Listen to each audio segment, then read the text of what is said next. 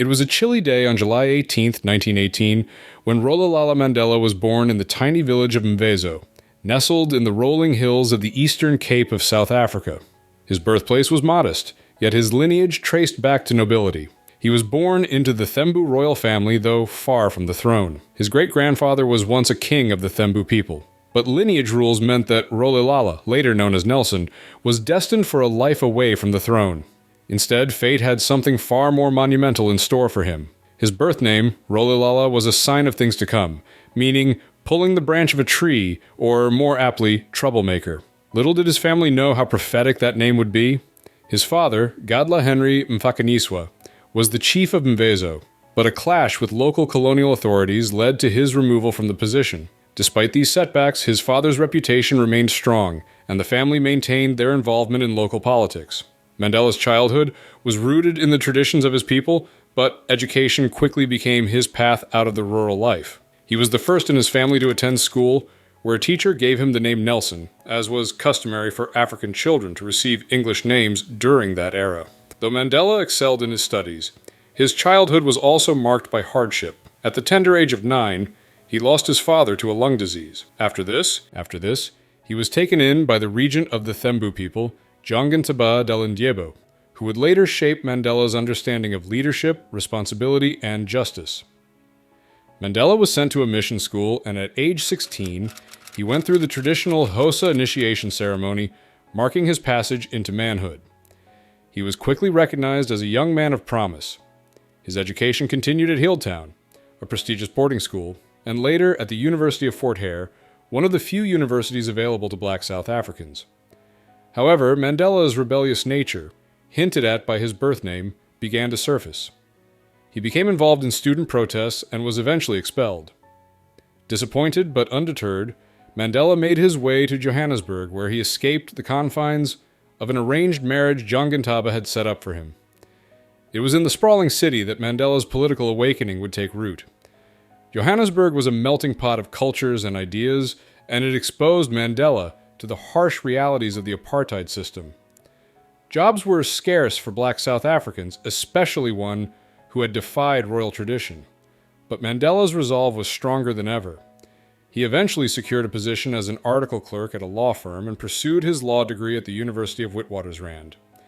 It was during this time that Mandela came into contact with political thinkers, activists, and intellectuals, many of whom were dedicated to dismantling the oppressive apartheid regime. The meeting of these minds would shape Mandela's future, but it wasn't until the 1948 election that Mandela's political journey truly began. When the National Party came to power in 1948, implementing their infamous apartheid policy of racial segregation, the flames of Mandela's activism were ignited. He joined the African National Congress, ANC, and became a leader in the Defiance Campaign of 1952, urging nonviolent resistance to apartheid laws. This was just the beginning of his lifelong struggle. By 1956, Mandela, along with 150 others, was arrested for treason. The trial dragged on for 4 years, and though he was eventually acquitted, it only deepened his commitment to justice. In 1961, as the apartheid regime tightened its grip, Mandela's views evolved. He had always been a proponent of nonviolent protest, but the brutality of the government's response left him with little choice but to consider more drastic measures. He helped found the ANC's armed wing, Umkhonto we Sizwe, which carried out acts of sabotage against government installations. Mandela made it clear that these actions were aimed at weakening the apartheid state without unnecessary bloodshed. However, he knew that if these efforts failed, they would have to turn to guerrilla warfare. By 1962, Mandela was a wanted man. While evading arrest, he traveled across Africa and to England to gain support for the anti-apartheid cause. But his time on the run came to an abrupt end when he was captured and sentenced to 5 years in prison. It was just the beginning. While incarcerated, police arrested key members of the ANC's leadership, and Mandela was implicated in their activities. During the Rivonia trial, Mandela stood in court and delivered a speech that would echo through history. I have cherished the ideal of a democratic and free society in which all persons live together in harmony and with equal opportunities. It is an ideal which I hope to live for and to achieve. But if needs be, it is an ideal for which I am prepared to die. It is an ideal for which I am prepared to die. Mandela was sentenced to life in prison. He would spend the next 27 years behind bars, mostly on Robben Island, a remote and desolate outpost where he and other prisoners were forced into hard labor. Yet, even in the bleakness of prison life, Mandela's resolve did not waver. He became a symbol of hope, not just for South Africans, but for people around the world. In 1985, the apartheid government offered to release him if he renounced violence. Mandela refused, stating that a prisoner cannot negotiate for freedom. His freedom was not his alone to accept, it was for all oppressed South Africans. Finally, on February 11, 1990, Nelson Mandela walked out of prison, a free man. The world watched as the man who had become the face of resistance stepped onto the global stage once more. Mandela's focus was not on revenge, but on reconciliation. He sought to bridge the divides between blacks and whites, seeking to unite the fractured nation through dialogue and forgiveness. This was not an easy task, but Mandela's patience, wisdom, and compassion helped guide South Africa through the turbulent years that followed his release.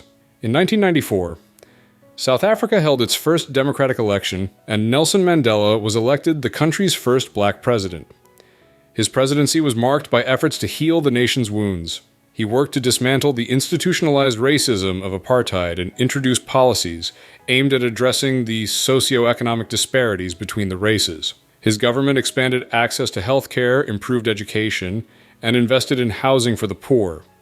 He established the Truth and Reconciliation Commission to allow victims and perpetrators of apartheid-era atrocities to share their stories, promoting national healing over vengeance.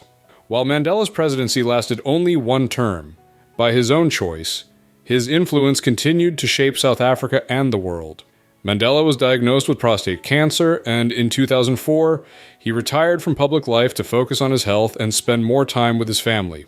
Even in retirement, Mandela remained a revered figure, and in 2010, he made a celebrated public appearance at the FIFA World Cup in South Africa, demonstrating his enduring influence on both the country and the world.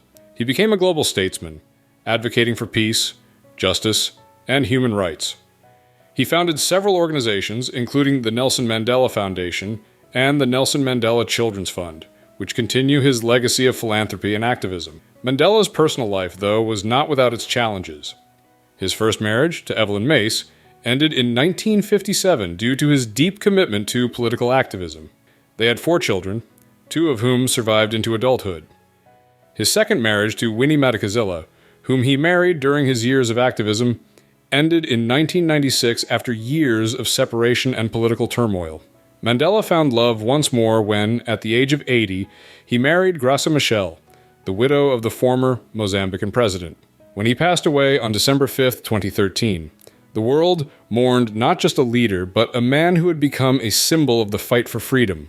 Nelson Mandela's legacy is etched in the hearts of millions, a reminder that one person, driven by a sense of justice, can indeed change the world.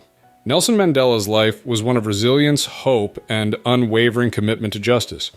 His journey, from the rural hills of Mvezo to the presidency of South Africa, was a testament to the power of perseverance and the human spirit. Even in retirement, Mandela remained a revered figure, continuing to inspire movements for freedom and equality across the globe. That's a wrap. If you enjoyed the video, don't forget to like, comment, and subscribe for more updates. See you in next video.